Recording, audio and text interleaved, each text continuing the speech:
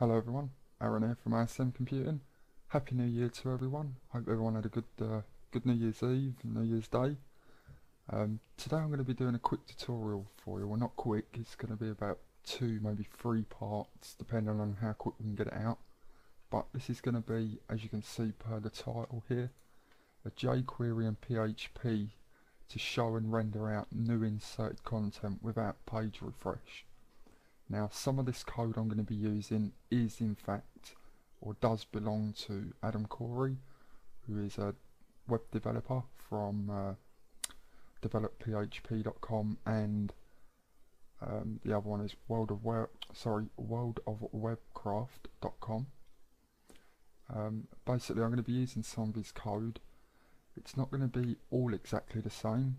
I am going to be changing some stuff up, but I'm only using it as he's already structured it out, and it saves me having to go through and basically write it all out again. But don't worry, I will try and talk you through it all and try and show you where I've made changes. So as you can see, all I've got on my page at the minute is just jQuery with the title here. jQuery and PHP is my title for up here, and I've just got a couple of windows open. And if I open up Dreamweaver, what you can see, here's my title tags with jQuery and PHP, and the title that you see just now in the middle of the screen is this part here. Other than that, I've got nothing else on the page, and there's going to be about 3 files to make this work. You will also need a database, and if I just go back to here, I've already got mine open. I'll just quickly log back in, and if we go to tutorial, as you can see, I've got a table called tutorial with four columns of data to be inserted. The first one is going to be an ID, which is an integer of 11, auto increment, and it's the primary key. The next one is going to be a title, so the title of whatever we're inserting. For this tutorial, I'm just basically making it as a news content, so this will be our news title. The content of the news will be this one here, and then our date and time it was posted. So for the title, I'm using a varchar 100. For the content, I'm just using text, and for the date time, I'm using date time. So that's the table. So let's leave that as that is. We're also going to be using jQuery, so I recommend coming to jquery.com, downloading the latest version, which is 1.7.1. Now you have 2 options. You can either download the production, which it says here, minified and gzip, which is just a smaller package, or you can download the development version, which is a bit bigger, but it's uncompressed. So you've got a choice of either. They're both exactly the same, it's just one's minified and one's just uncompressed, so it's a full page of jQuery code. Okay, so now that's them both out of the way. Let's get on and start, shall we? Right, first of all, let's open up our Dreamweaver. By the way, you can use any text editor you like. You can use Notepad++, just Notepad. You can use what I'm using, Dreamweaver. Apple users can use Coda. There's so many text editors you can use, so whichever one you prefer or whichever one you've got, go ahead and use it and just follow along with what I'm doing. Okay, so the first thing we're going to do is we're going to set up our main page to show what we want to do. So as I said, I'm just going to grab this code that I've borrowed from Jquery from developphp. So as I say, I'm only pointing this out because I don't want to take credit for for this coding, and also I don't want to feel as though I'm taking other people's code and using it as my own. So yeah, so as long as you know that it's from Jquery, let's begin. So I'm going to paste this code in, and I'll talk you through, and I'll quickly make a few changes where we need it. Okay, so here's the code. So what we've done, if you want to look at the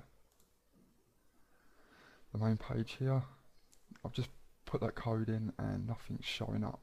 So as you can see from from the code I've just pasted in, the first line here is we have a div, and we also have a div here which closes this div. So anything between this div is not going to be shown, as we've got display none. So the first thing, div ID. So we're going to give our div an ID of response form, just so we can target it with Jquery later on. The next thing is to display none. We don't want to actually show this form. So if I just take this E out and save it, go back to design, you can see this is what it looks like. But as I said, I'm going to be hiding it. I don't want it to be shown on the page. So I'm going to put that back. It should be gone. The background colour, as you see, was E1, E1, E1, E1.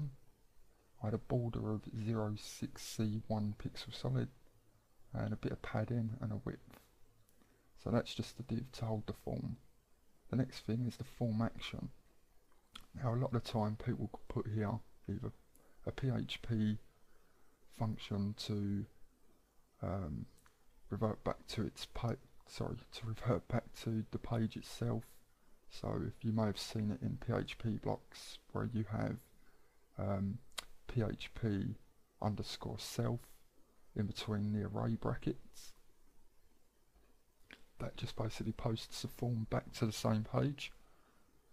The next thing is we give our form a name, and we're going to give that a name of response form, an ID of response form, and our method is going to be post, because we want to post the data we're going to be inserting into the form. Now I always say you're better to, whatever you give the name of your form or any input element, I always recommend that any name you give it, you're better to give it the ID of the same as the name, if that makes sense. Just so then you don't get confused, and it's just easier to correspond from CSS and Jquery.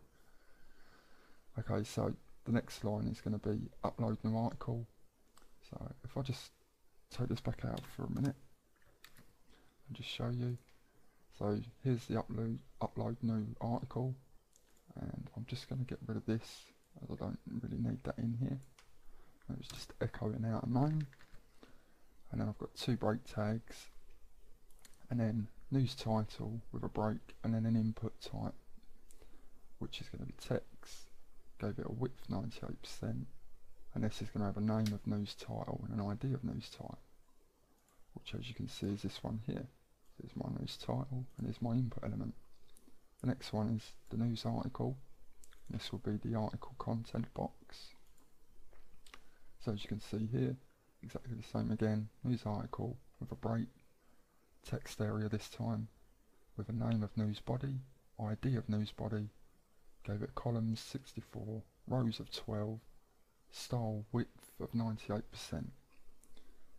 Now inside of here I'll then put a div ID or as I said, this is Jquery's code, so there's a div ID of form error, a style of display none, and then a bit of styling. As again, if you want to copy any of this code, feel free to pause the video, just copy it down. I'm just briefly going through it. Then we add our input button. So our input button, which is going to be the submit article here. Then we have our cancel. The cancel just basically if you click that, it will just close this form and hide it again. And these two little yellow blocks here are if you're using hidden input fields. Now, as I'm not going to be using them, I am actually going to get rid of them. But that is how you actually set them up. Give them an input name, an ID, type of hidden, and then just give it the value, either using PHP or any other type of function that you want to use in there to display or print out a value, or you could even just put it in there manually, and basically that will be hidden and that will get sent through to your scripting. So let's just get rid of them. As I said, I'm not going to be using them. They are useful if you are using a member-based website. You can actually then hide their IDs, usernames, anything like that.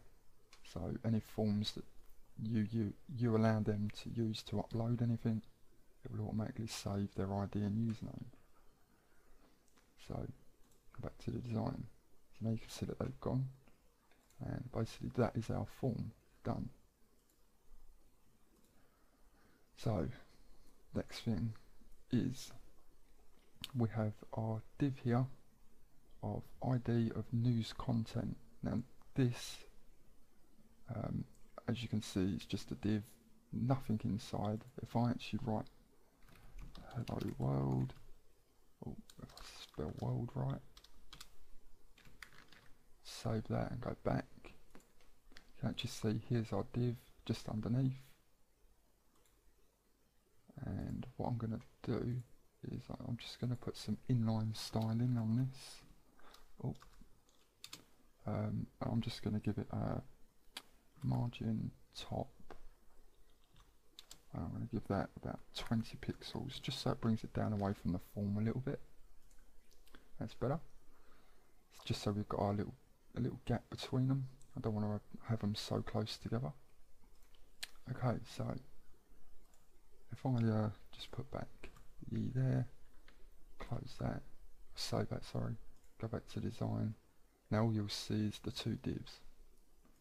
So if I take the hello world out of this div, which is the one that's going to be displaying our actual our posts, sorry, made from the user or from an admin of any kind on the back end. This news content div is going to be where it displays all them posts, which is why I've got its display of hidden. So the next thing we are going to do is I'm going to quickly just so I'm just using two screens here, so I'm just quickly uploading it just so I can show you guys live. This is actually live on a server that I use, so everything that I do is going to be used as if it was on someone's server. It's not using your computer. So if I go to here, you shouldn't see nothing, no different, but if we right click, view page source, you can see here's our form and here's our news content div.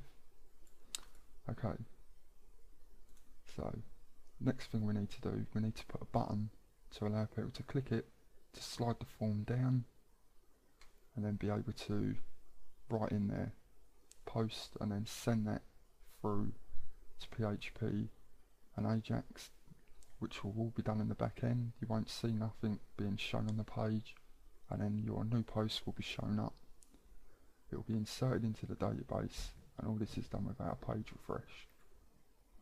So what we're going to do next is we're actually going to add just here, we're going to come down a couple of lines, I'm going to put a div, close the div. I'm not going too mad on the styling, as I say, this is just a tutorial, this is not anything to do with how to make your forms look good, anything to do with the design, so I'm leaving that entirely up to you. I'm just literally putting a the content on the page, showing you how it's done, and then leave you to change it up and the styling and everything to your own benefits, or however you want it to look. So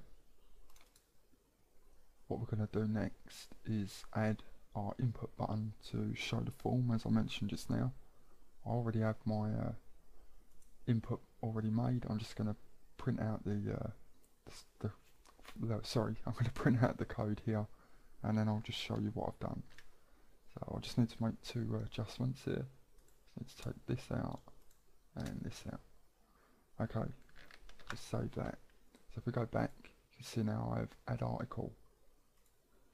Now what we have here is an input type of, I've just used a button.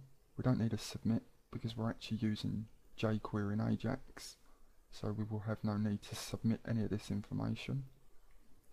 The value is going to be add article, which is displayed here in the button.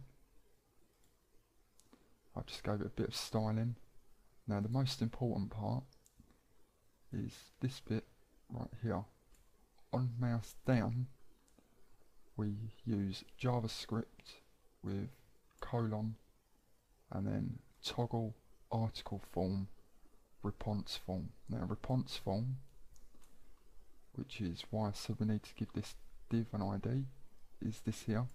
So basically we're saying once this button's been clicked, we want to show whatever's in here inside of this div, which is this form, and we're telling JavaScript to do that for us on the click of that button. It won't work at the minute as I haven't actually added the Jquery code in, so I'll just upload this and show you just quickly.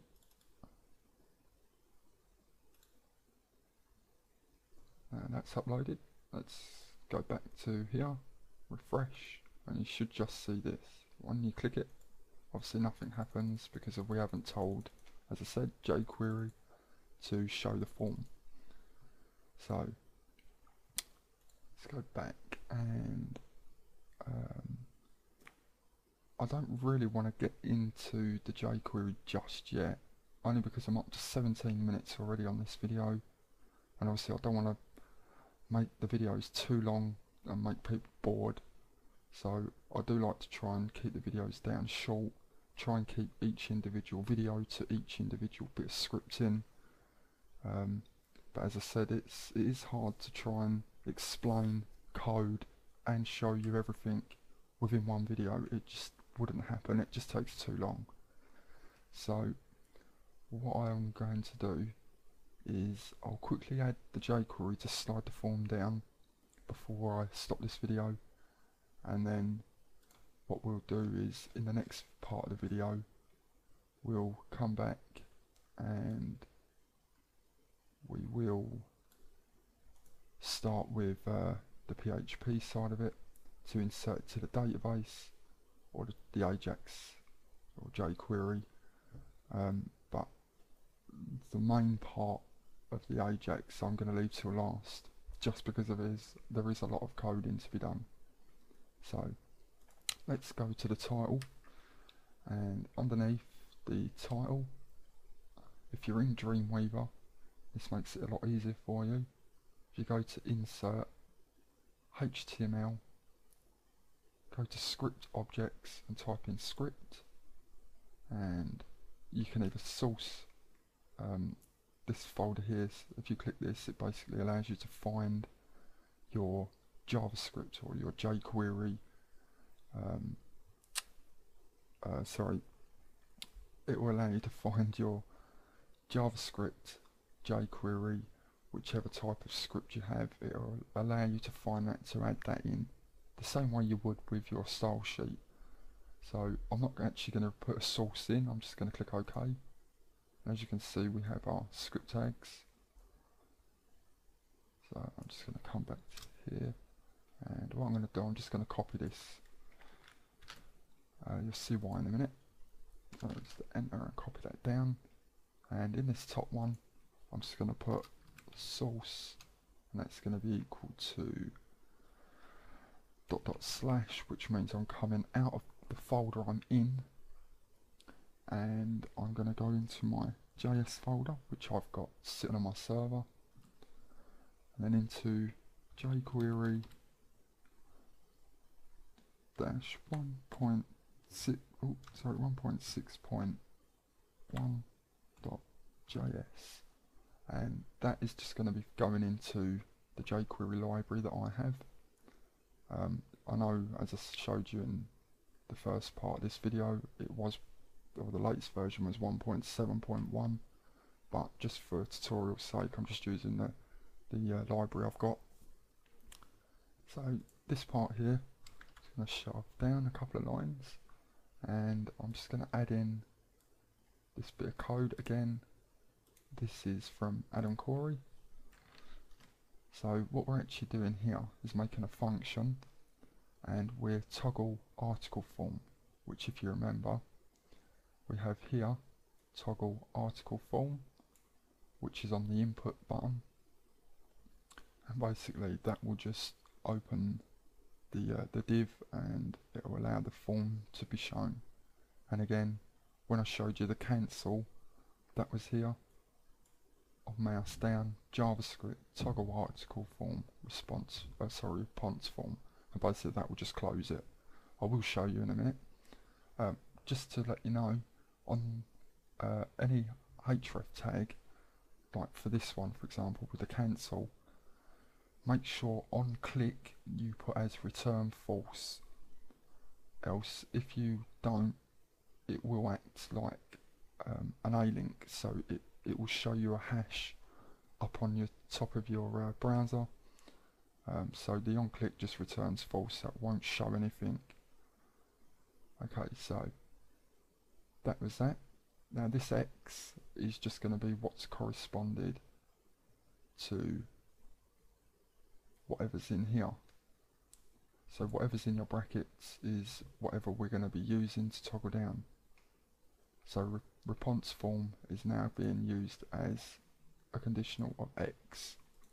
So if Jquery, which is what this $sign here is, hash, which is an ID of plus X, so if the ID of X or plus X, which would be the response form, if the ID of response form is hidden, again we use the same type of structure, but here we put dot slide down, and this is just the speed of 200.